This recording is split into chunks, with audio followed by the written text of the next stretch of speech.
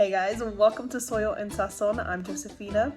In today's video, I'm going to take you through me cleaning and restocking the place where all the sazon happens. But before I jump into that video, I just wanted to give you guys a deep, massive thank you to all of my new subscribers that have joined in the last 2 months that I haven't even posted anything.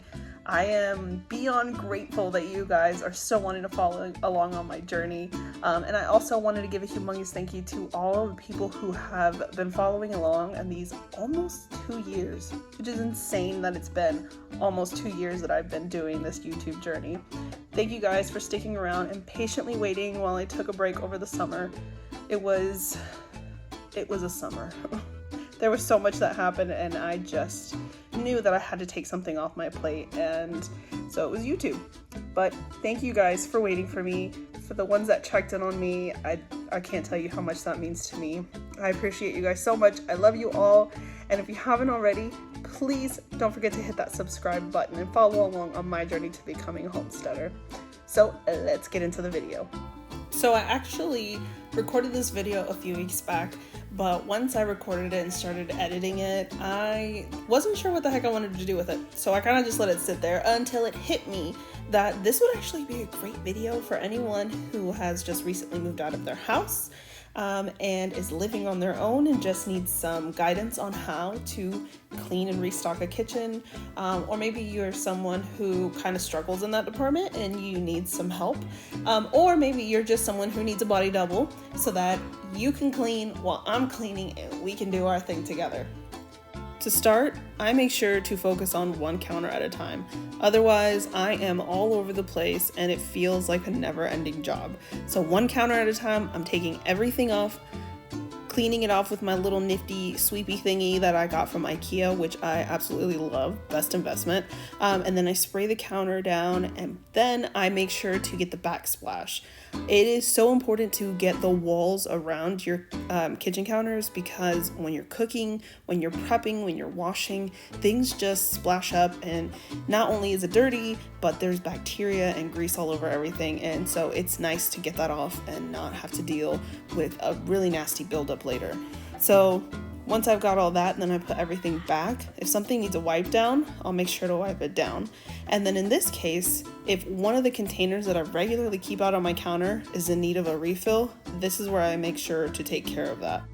And listen, I'm not gonna pretend that I do this every week, every day, or anything super duper consistent because that's just not me. I'm a routineless homesteader. I can't do something that much and not get overwhelmed by it eventually. So I usually do this like once a month. Mondays are the day that I'm gonna do it on that once a month because for me, Mondays are the day that I stay home and don't schedule any kind of appointments, don't meet up with anybody, don't take my kids anywhere. I stay home and I focus on the really big tasks that need to get done, like these kitchen resets, like laundry, cleaning the bathrooms, just taking care of those big things and getting them out of the way.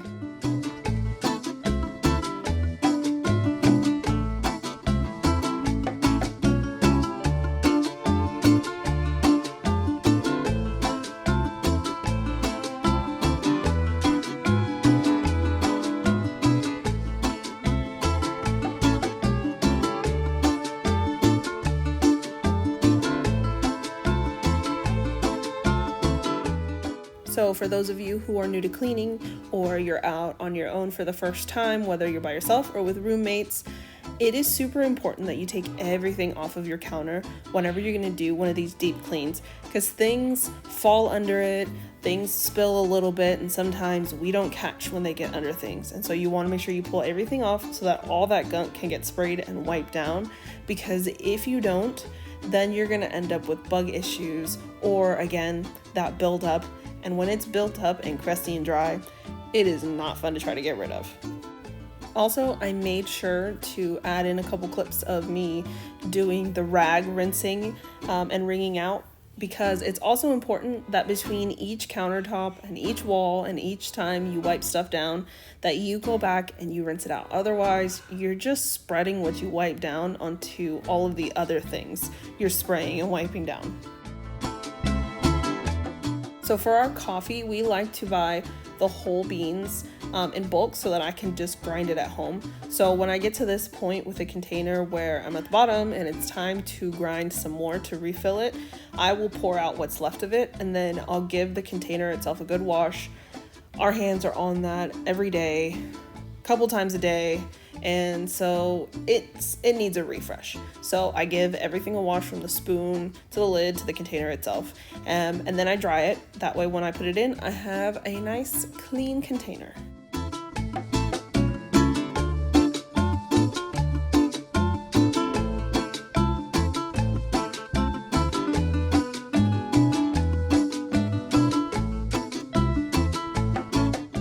And if you don't already, I highly recommend buying your coffee beans whole and investing in one of these spice grinders, coffee grinders, whatever it is you want to call it. The kind that detaches the way this one does is amazing, because then you can take it over to the sink and scrub it out.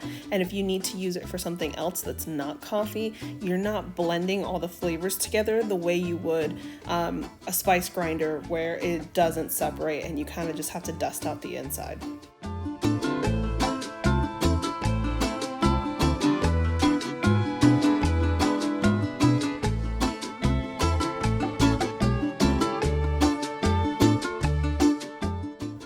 Don't judge me for putting gloves on my gloves. One of these has a hole in one of the fingers, and so water gets inside, and I have to use gloves when I'm doing things that involve water because my skin is so messed up right now that the water just makes it worse.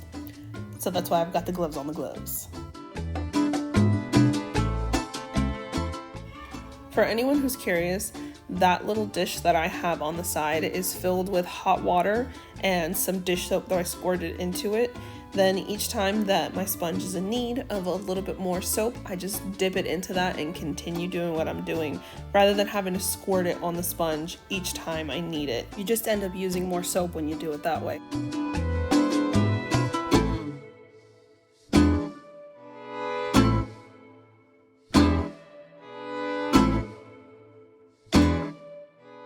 Onto the stove. So if you have a gas stove or you have an electric stove that has those like swirly heat conducty thingies, I don't know what they're called, but on my stove I've got these grates. So make sure to remove those and take them over to the sink and give them a good scrub.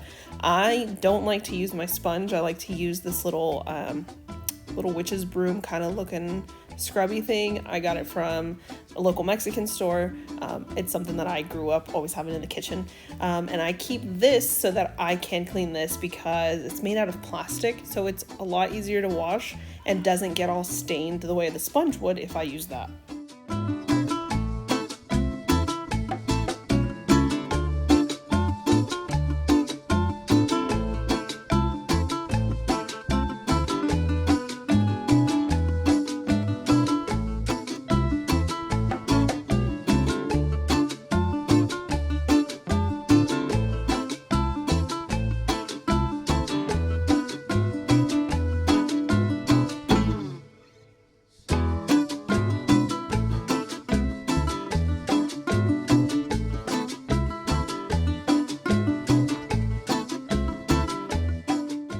Once I'm done with my little scrubby thing, I make sure to put soap in that and clean the heck out of it, because those grates are covered in oil and food that's been splattered, and so all of that gets in between those little scrubbies, and so you really need to make sure that you wash it out. Otherwise, you're just spreading that bacteria and dirtiness onto the next thing you wash.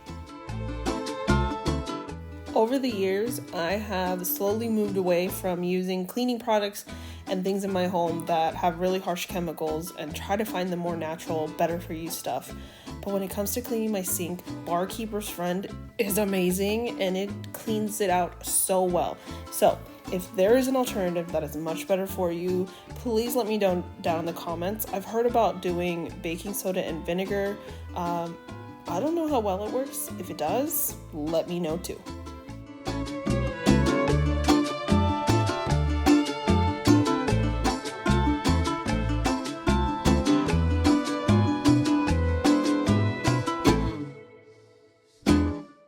And please, wash your dish gloves after you're done with them to get all that bacteria and gunk off of them.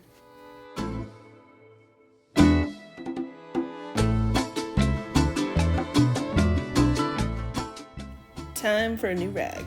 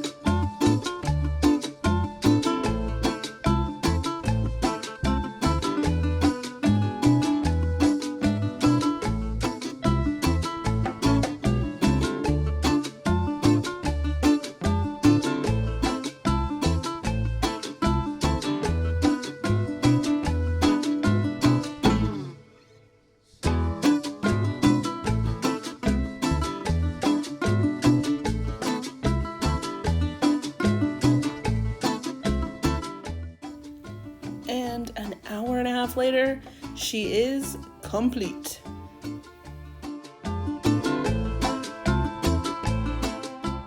Now moving on to my next Monday task, which is making the chickens some frozen treats. It is hot as hell outside. This heat wave has been awful and it just keeps getting worse, it seems. So I try to keep some frozen veggies in the freezer for them. I have these that I got from the grocery store, and recently I had so many cucumbers come in that I didn't know what to do with, so I chopped those up and put them in a freezer bag, and also stuck those in the freezer for the chickens, and I'll toss those out to them midday to keep them nice and cool. I am also moving on to feeding my starter so that later on in the evening I can start my bread and have it in the fridge overnight to bake for the next day.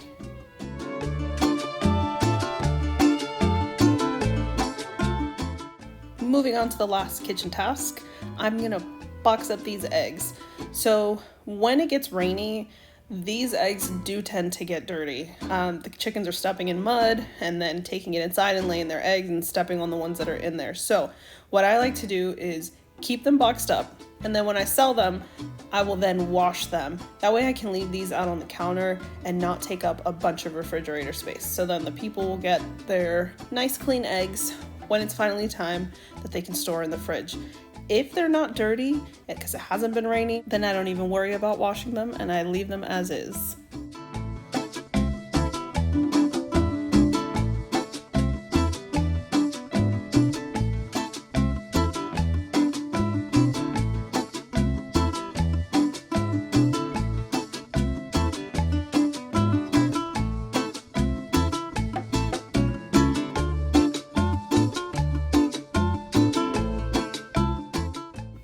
And like I told you guys earlier in the video, Mondays are laundry days. I always do our laundry on Mondays, and like I said, I make sure to not schedule anything with anyone, whether it's appointments or hanging out with people, taking my kids somewhere, or having visitors, because if I do, I fall behind completely on the week, and then I end up having to do a load here and there every day for the rest of the week, because then we've got school things, we've got co-op, we have appointments, and so it's just easier if I make sure to dedicate one specific day of the week where I don't leave the house to do these things.